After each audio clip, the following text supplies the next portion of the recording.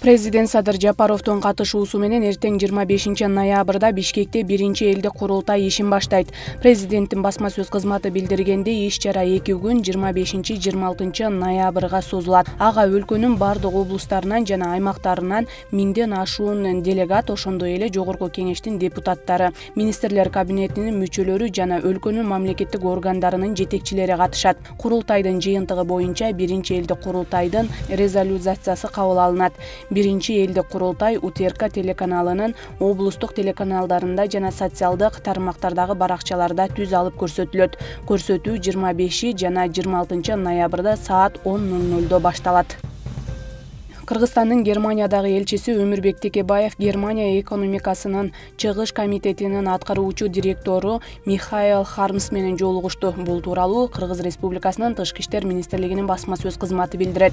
Жолугушууда элчи Текебаев бир катар долбоорлорду, айрыкча кайра жаралуучу энергетика тармагында Кыргызстанда кремнийди чыгаруу завод куруу тууралуу жана Кыргызстан менен Германиянын банктарынын ортосунда кызматташтыкты өнүктүрүүнү сунуш кылды. Андан тышкары Кыргызстан менен Германиянын экономика жаатында 2023 жылы боло турган иш-чараларды талкуулады.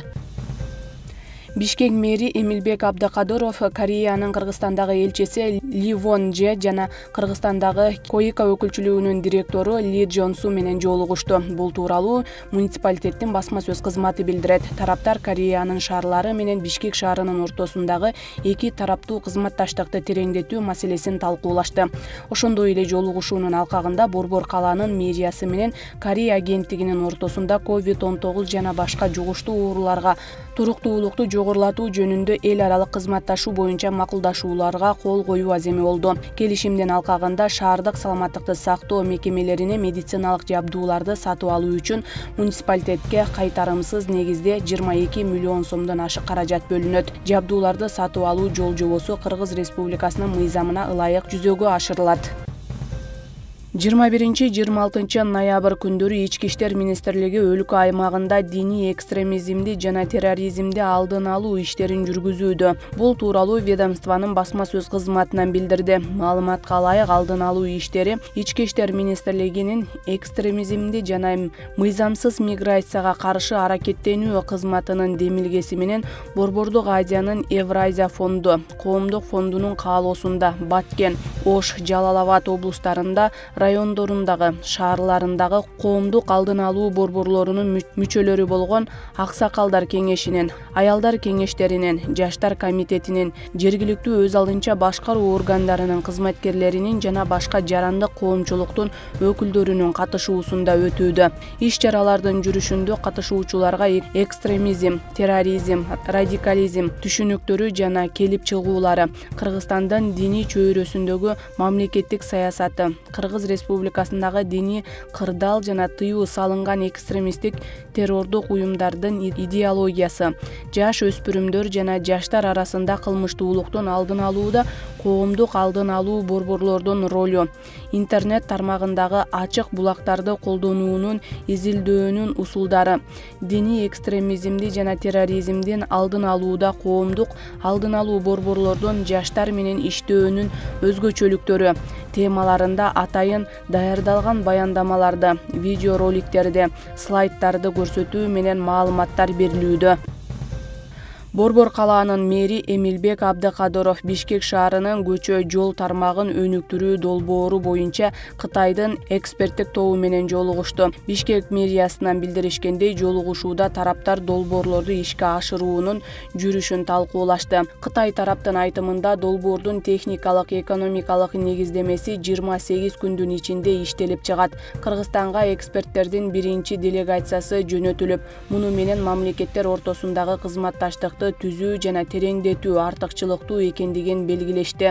Өз кезегинде мэр Кытай өкмөтүнө Бишкек шаарынын жол инфраструктурасын өнүктүрүүгө көрсөткөн жардамы үчүн ыраазычылык билдирди. Жалал Абад шаарынын Тайгараев аймактык башкармалыгына караштуу Сатып алды Жээнбеков айылында 50 орунду 2 кабаттан турган номер 22 алтын тепкич бакчасы пайдаланууга берилди. Бул тууралуу шаардык медиадан билдиришти. Бакчаны ачуу аземине Жалал Абад шаарынын мэри Эрнисбек Ормоков, шаардык кеңештин депутаттары Жыргалбек Матжакыпов, Бабыравшан Керимов, шаардык билим берүү бөлүмүнүн башчысы Рыспек Калчаев жана жергиликтүү тургундар катышты. Муниципалитеттен билдиришкенде 2021 жылы курулушу башталган бакча 1 жыл аралыгында бүткөрүлдү. Бакчада балдар ойноочу аянтча, 2 бастырма. Бакчаны жылытуу үчүн откана курулган. Бакчанын курулушуна жергиликтүү бюджеттен 17 миллион 754 миң сом акча каражаты сарпталды. Белгилей кетсек, жыл башынан бери жергиликтүү бюджеттен каржылоосу менен шаарда 180, 100 жана 50 орунду 3 бала бакча пайдаланууга берилди. Жалал Абад шаарында учурда 4 миңден ашуун жеткинчек бала бакчага барат. Жакшы иштер болот. Жыйында алгач Ош шаары жана Ош областындагы социалдык тармак боюнча маалымат берилди. Өзгөчө медицина тармагында көйгөй көп экендиги айтылды. Облус боюнча 65 мектеп авариялык абалда, ал эми 28 ФАП талапка жооп бербейт. Жаңы имараттарды куруу зарыл. 15 ФАП капиталдык ремонтко муктаж экендиги айтылды. Ошондой эле Ош облусу боюнча жалпы дарыгерлердин саны 2277-ни түзөт. Дарыгерлер менен камсыз болуу көрсөткүчү 10 миң адамга алганда 16,4 болуп бөлүнөт. 3 областтан келген жарандарды кабыл алган Ош облустук ооруканасы курулгандан бери бир дагы жолу оңдоп түзөөдөн өткөн эмес. Мындан улам жергиликтүү бийлик өкүлдөрү бул мекемелер комитеттин мүчөлөрүнө сунуштарын берүү зарылдыгын айтышты. Анан бул ушу курулгандан бери бүгүнкү күнгө чейин эч кандай капиталдык ремонт жүрбөптүр. Ошого өткөндө ушул биз барып текшерүүгө калганыбызда ошондой сунуштарды айткан, көйгөйлөрдү айткан. Ошону өткөндө жанагы бюджет комитети келгенде дагы бул маселени көтөргөнбүз. Азыр бул ушу социалдык комитетке дагы көтөрүп койдук.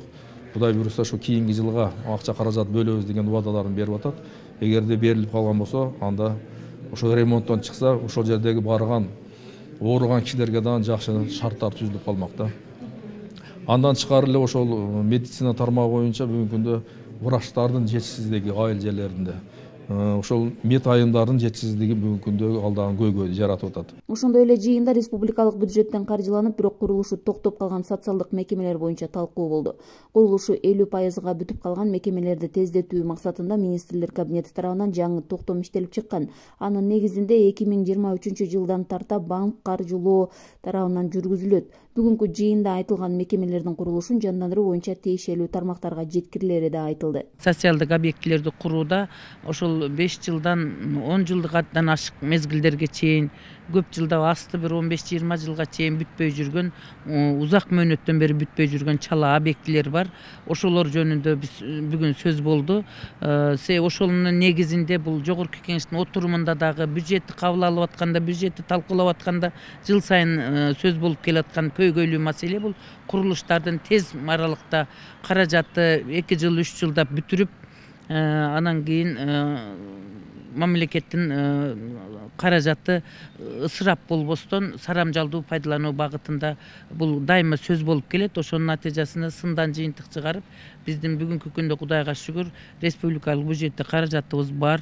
Жогорку кеңештин социалдык саясат боюнча комитеттин мүчөлөрү райондордо айылдарды кыдырып, тургундардын көйгөйлөрү менен жеринен таанышып келишти. Анда билим берүү, маданият, саламаттыкты сактоо тармактары боюнча негизги көйгөйлөр талкууланды. Негизги максат бийлик менен элдин ортосундагы байланышты жакшыртуу. Ар бир айтылган маселе комитеттин отурумундагы чечим аткаруу бийлигинде ишке ашырылышын көзөмөлгө алына тургандыгы белгиленди. Көйгөйлүү маселелер абдан көп. Ошол эле мектеп боюнча, ошол эле маданият үйлөрүбүз боюнча, китепкана боюнча, ооруканалар боюнча эми айтып отурсак абдан көп. Бүгүн да баарыңыздар уктуңуздар. Биз эми ушул тизме, ушул объекттердин баарын чечимге киргиздик. Ушул чечим бүгүн бирок кворум жоктугунан биз жөн эле отуруш болгон, эми информация алабыз деп, бири-бирибиз менен маалыматтарды угабыз деп чечимди биз комитеттен чечим алабыз.